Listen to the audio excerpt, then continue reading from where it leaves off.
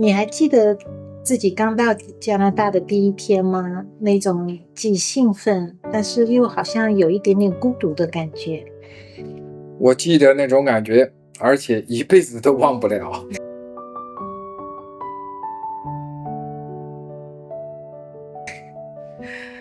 欢迎来到远方的人间。今天我们想聊一聊一条很多人都走过，但很少有人真正讲清楚移民的心路。不是讲如何移民的技巧，而是那种在异乡里一点点找到自己的过程，是那些我们走过的迷茫、孤独、坚持，还有后来才明白的一些思路和光。真的是这样。我呢是90年代大学毕业的时候来加拿大的，当时我记得我考了好多次的托福，终于拿到了研究生的录取通知书。不容易啊，很兴奋啊，真的是不容易。当时就觉得自己是怀揣着梦想来到加拿大的。我记得时候我是5月份到加拿大的。刚到加拿大的时候，应该是渥太华最美的季节。我觉得这边的天好蓝啊，蓝的不真实，蓝的非常的不真实。但是当时我觉得最震撼我的，并不是这边的风景有多美，而是这边的安静。因为我觉得在这边好像看不到什么人，只看到路上有一辆辆的车开过去。因为在我来加拿大之前，我想象国外的世界一定是非常热闹的。结果下了飞机以后才发现，加拿大这边的辽阔真的是一种把人推向孤独的辽阔。我跟你有相同的感觉，主要是这边安静，特别是晚上的时候，我才真正知道这个针掉在地上你能听得见的感觉是啥，那太安静了。然后你在路上呢，只看到车，很少看到行人，觉得加拿大人是不是都藏在家里头啊？这种是不是不太真实？对，你会觉得这边的风景好美啊，但是我那时候心里却有一种隐隐的说不出来的空。因为90年代的时候还没有互联网，也没有 email， 更没有现在的 WeChat 微信，所以当时以国内的人联系只能通过靠写信，而一封信至少要一个月才能够有一封信的来回。你还记得你当时来加拿大那个时候有互联网了，你是不是也会有像我这样子孤独找不到自己的感觉？恰恰相反，我当时兴奋死了。因为当时在国内肯定是通信业最发达的时候，当时候突然移民被批下来，真的震惊了。一直等到的移民绿卡的最后一天截止才跑过来，因为当时候就真的很迷茫，要放弃国内的所有的事业。当时年轻，然后又有点轻狂，就带着自己是金子哪里都能发光的一种实际上不切实际的一种想法啊，就是很年轻嘛，也不算不切实际。对，哎呀，现在觉得不切实际，但是人就是年轻嘛，所以就过来了。过来以后，我真的开心死了。在国内，你每一个礼拜就是在国内或者在国际飞，带着客户去看每个国家的 facility 怎么能够引入到中国，每天跟不同的客户 level 打交道，那个手机啊就没停过。所以呢，我的感觉就是我终于没人给我打电话了，哎呀，那种兴奋，那种反差是难以置信的那种喜悦啊！否则我在国内忙得心脏都要跳出来的感觉，真的。我说，哎呀，这真好。一开始是这种感觉，到后来，当你逐渐的觉得想在这个社会找到你的 career， 找到那个 business manager， 在这种大的像 Nokia 这种光环的公司里头，才觉得不容易，因为你的语言、你的 culture、你的客户、你的 social connection totally different。那我就不得不面对，我在这我能干啥？我怎么在这生存？就陷入了你所说的那种孤独里头啊。我不知道你理不理解，就是我们这些从国内来的移民，在国内已经有了一些所谓的一些成功和光环的这种感受。我觉得我完全可以理解那样子的一种孤独感，是一种和我刚才所说的那种孤独感不一样的孤独感。但是我觉得不论是什么样的背景，当我们离开非常熟悉的从小长大的地方，来到一个完全陌生的地方，要让周围的人看见我们，接纳我们都会走过一段孤独的旅程，也就是一种我们怎么样在这边慢慢摸索出一条属于我们自己的路，这样一段旅程的过程。是的，因为那时候说实在的，当你踏入异国他乡，其实你是没有做好思想准备的。在国内还是比较成功，就是觉得比较顺的时候，你这种没准备是你开始还没意识到，当你面对真实生活的时候，你还是有点呆了的感觉，就是说我怎么样能成为我在国内的自己呢？虽然以为你有信心，但实际上你不得不去面对这种孤独会慢慢的涌上心头。是，我记得我那个时候过来这边呢，虽然我在中国考过了托福，我觉得我的语言应该没有问题了，来这边读书，但是事实上当我一坐进教室，一坐在那边听教授上课的时候，我才发现我好像听不懂他们在上面在说些什么，所以我只能尽可能多的把老师在黑板上的笔记给抄下来，然后自己课后慢慢的去啃，慢慢的去自学，把一门一门的课给学下来。我记得90年代初的时候，渥太华这边的留学生并不是特别多，而我这个人呢又不是属于外向型的人，所以我当时没有那么大的勇气，在语言没有过关的情况下去主动的参与当地学生的一些活动，所以常常会有很强烈的孤独感。那你怎么慢慢撑过去的？我记得那个时候是有人带我去了教会，去了教会以后，我发现教会里的人都特别的热情啊。他们虽然说中文的也不是特别多，可是他们很能够理解像我这样一个外国人，语言并不是那么好，所以他们会很耐心的听我说，也会特意的放慢说话的速度，他们人都特别的善良。所以我当时每个周末去教会的日子，是我每个星期最盼望的日子，也是我最快乐的日子。因为那个时候我们去教会跟着他们唱诗歌，读圣经，你能感觉到那是一种来自陌生人但是特别温暖的一种感动和他们的善意。对，我记得好像是艾伦你带着我们去了教会，因为我记得哪个周五忙了一周了，这时候还没有成家，周末星期五正好要放松的时候，那时候还是有点孤独的。就说我们一起学圣经吧，人比较理性，觉得这个社会这个文化它是基于圣经的，那你对这个一点不了解，你又怎么融入这个社会呢？从理性的角度来说，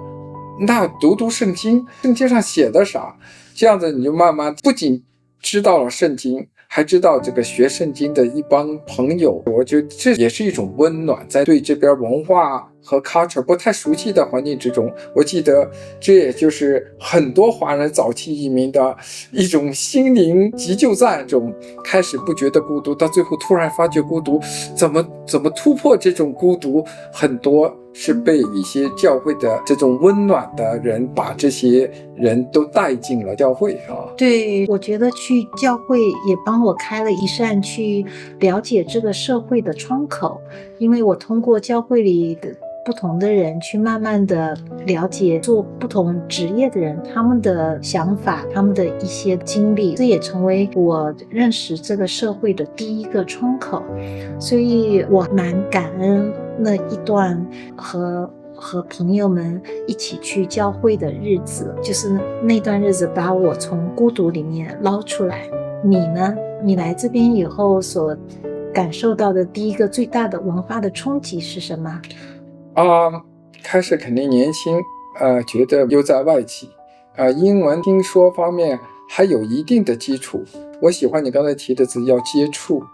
不接触就感受不了不同，感受不了不同，你也就不会真实的去面对所以呢，我讲2个故事。当时候去吃麦当劳，天气很晴朗，一些鸽子就围着我就把我吃的就分享给这些鸽子，结果就被一些白人老太太说 stop。我就不懂我说我喂它，我怎么会被人家会停止呢？然后再慢慢才了解呢，这边喂一个野生动物还是有一些限制的所以有一些基本的规则都不一样，你不了解，你不被人家 stop， 你也就不知道另外呢，比如说带孩子打 hockey，你发现这个 hockey 教练竟然是一个公司的 CTO 他觉得他怎么会有时间去做这种事情呢？而且又没有配之类的。所以我发觉这种 volunteer 的文化在加拿大人是深入人心的，因为他的 parents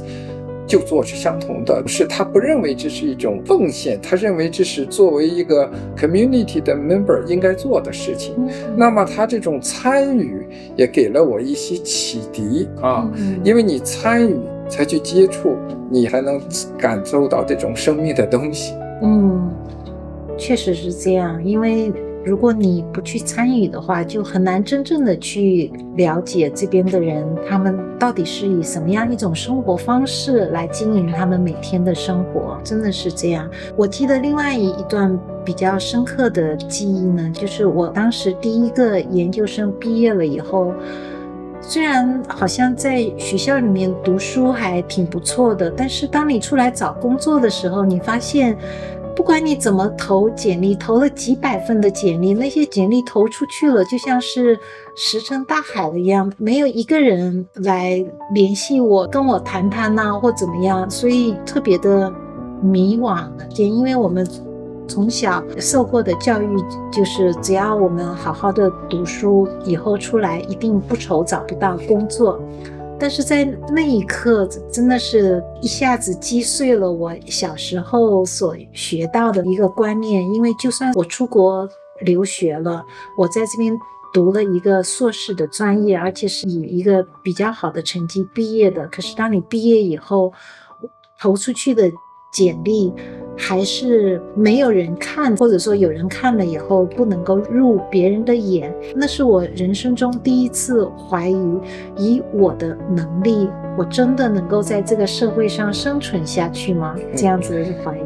这呢也是一种 culture 的 difference。 在国内呢，学位很重要的，不能说在这个地方不重要，这边有比学位更重要的，就是你当地的实习经验。所以我经常劝我很多朋友，我说你在读书千万不要随时毕业因为你在学生的时候容易找到 co-op 的经历，这个 co-op 经历你在一个单位，人家熟悉你，对你的性格各方面，他会给你一个 offer， 即使在你没毕业之前。我觉得这边是你能够更容易拿到 co-op 的这个经历，这个经历要比学位本身更重要。对，所以呢，你找工作你被忽视，不是说你不够好，是没有人机会认识你。对，所以这是一种 culture difference。确实是这样，这边的工作经验非常的重要，所以我当时在那样子情况下，我一直在问我自己，我要怎么样才能在这里活下去，所以我就逼迫我自己去尝试很多不相关的工作。不相关的工作，说说看看。对呀，因为我是学数学的，但是找不到相关的工作，所以我当时去超市里面做收银员，然后我还去这边的 daycare 去做幼教的 volunteer， 然后看看幼教的职业是怎么样做的。我甚至还考了人寿保险的推销员的 license， 尝试着推销人寿保险。当时就觉得说，只要是能够维持我能够在这边生活，是一个能够让我更多的了解这边社会的一份工作，我就要去尝试。哇，你真的很勇敢啊！我自己的专业相差不大，但是我有一个经历里程，就是我从一个 business manager 最后能到 Nortel Wireless 去工作，这也蛮难的，因为我要去编程，我要去从 engineer 做起。但是你在这种经历和体会之中，感觉到不一样的成功和喜悦。当然，我也知道很多，比如学艺术的。他原来是个在国内比较顶级的艺术专业的，最后在美国变成了飞行员我觉得这种这个历程啊，这种经历啊，不是任何职位和钱能够替代的，因为人一种脱胎换骨，一种经历，这种经历对自己是个财富，对别人也是个财富。确实是这样。我觉得在我们移民的世界里面，没有一样工作是丢脸的，因为任何努力都是生存的一种精神。所以我就很好奇，像你在中国有这么多的工作经验，又在这边读了一个硕士，那你在找第一份工作的时候也会很难吗？也是很难，因为有的时候是跟社会环境和经济环境有关系。当时候整个这个经济，整个加拿大、美国包括中国的经济都不是特别景气那么你投第一份简历，我就是你带着 Nortel 的光环，但是你做的是 business management 的这种 account manager 的这种位置。虽然我在 Nortel 上海 office 做过，但是呢并不能够打开一电灯就进入这边 Nortel 作为技术。另外呢，他当时技术招人也没有那么疯狂，所以呢不容易。这个时候经历过是一个转型的一种孤独，一种困惑，一种去纠结，一种努力，也投了很多简历但是当你坚持，那扇窗就能被打开。这跟国内原来的时候，那个时候你是个硕士，很容易找份工作，那是不一样的等于是在国内再好的经历，基本上都被清零。来之前是不知道的，我来之后的那种幸福感你也不知道会面对什么。最后你努力，结果在一家做 radio planning 的，就跟我专业相关，我还算是比较 lucky， 跟那个去做飞行员的那种经历偷的又是不一样。但是这些经历你得不到都是宝贝，很多人得不到这种礼物。是的，所以看来不论我们是以什么途径来到海外，我们其实并不是从一个绝对的零开始，而是从那些看不见的零开始的。所以我去尝试了各种工作了以后，为了能在这边扎下根，我又回去读了第二个硕士。这一次当我有了前面的那一些经验了以后，我就很清楚我要去读书的目标是什么。我需要选择能够与这边的就业市场挂钩的课，然后我也会更加的专注于我要怎么样去学习那些面试的技巧以及写简历的技巧。我意识到就是说我如果想要在这边走下去，我必须要拥有与这边的市场价值挂钩的价值。这个就是为什么我后来又做了一个很大的决定，我又去读了第二个硕士，一个以计算机和通讯行业挂钩的一个硕士。很大胆的决定啊，因为要花很长时间啊。是啊，但是这次我觉得和我第一次来这边读第一个学位就很不一样，因为这个时候我很清楚我自己要什么，我应该怎么样去选课，怎么样去投简历，然后怎么样去面试，怎么样去向这个市场推销我自己。这很重要，因为你要了解这边的文化，了解这边市场因为加拿大它毕竟经济没那么大，当然有一个好的条件就是人口也不多，但是呢你能找对方向，你才能有的放矢作为一个移民来说，就刚才我说的，就是搞艺术的特别是原来还有那种在国内做导演那么实际上面对的困境是蛮痛苦的，很多人不愿意面对的。对。但是呢，一旦你重视这边的市场，重视这边的 culture， 你转了型，这个社会就不怕重来，也不怕改变方向，怕就怕在你愿不愿意坚持，你愿不愿意 explore。 对。那有的时候的你坚持之后，上帝给你开了那扇窗，肯定比原来那扇窗更敞亮啊！这个点呢，我是永远坚信的，特别是你走过这些曲折的路。是的，在我经历了无数的面试失败，又不停的递简历，我坚持了大约有4个月的时间，这样在我毕业前，我就拿到了2个非常好的 offer。在那一刻，我真的是很想对我自己说，我过去所做的一切努力都没有白做。对，我觉得那个时候你的这个经历啊，你的坚持，这个财富是啥意思？在国内的就当时候啊，这种985 Top University 找份工作真的不难。那么为什么说上帝给你，这只有在这种艰苦的环境、艰苦的这个 culture difference 里头，你还能坚持努力？当然要经历过失败啊。你会发觉你的每次努力和每次失败给你的经验，最后呢促成你最后的成功，能够找到一方向，找到光。我觉得这个太重要了。对，你觉得你在这边的转折点出现在什么地方？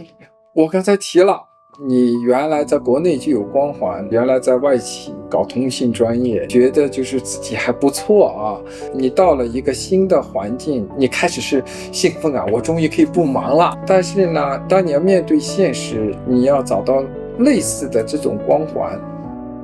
没有像你想象的那么容易啊。所以也要面对怎么再去经历，找到自我，找到成就。当时我还有个感觉 ，Wireless 做那个 radio 的 Smart Antenna 的这个，我说我终于读了2个硕士，我终于我的东西能在这个产品上使用了啊！就是说，当然你 give up 了一些光环，你找到了一些你觉得有意义的东西啊，我觉得这是不容易的。当然，这点要比你做导演，你去做成了飞行员，我真的敬佩这些人的生命力和韧性啊，包括你在内。看来虽然我们2个有不同的路，怎么样在这里慢慢的扎根下来，但是我们的转折点都有一个共同点，也就是说，当我们被这个社会所看到的时候，我们的前面的路就出现了一个转折点。对，但是呢，这是基于你自己的坚持，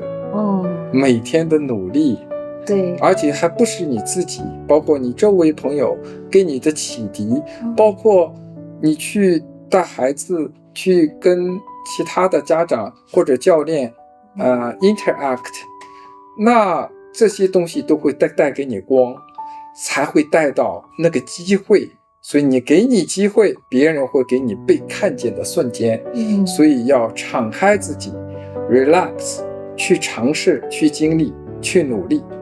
是的，所以2种文化最终会交融在一起。我们从中国带来的那些坚韧啊、谦虚啊、努力啊、抗压力这一类能力啊，在加拿大这边可能并不是那么强烈的反映出来，但是呢，加拿大这边的自由文化、坦诚的文化，以及怎么样去尊重别人界限的文化呢，与我们从中国带来的文化放在一起，它们并不是一种冲突，而是一种互补。我个人觉得一开始表面是一种文化的冲突，最后我发觉人和人其实是一样的。当你走到人和人之间真的是蛮相近的时候，那我觉得你就交融在一起了。所以呢，你要走出去，你要敞开自己，你给自己机会，这个社会就给了你机会。华人的这种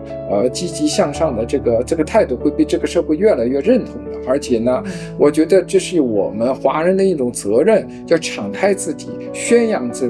就我们的优点，也能带领整个社会一个正能量。只有这样子，我们个人会变得更圆润、更完整啊。最后你会发觉，你不是在这个地方摇摆，你是这两个地方都在你心里。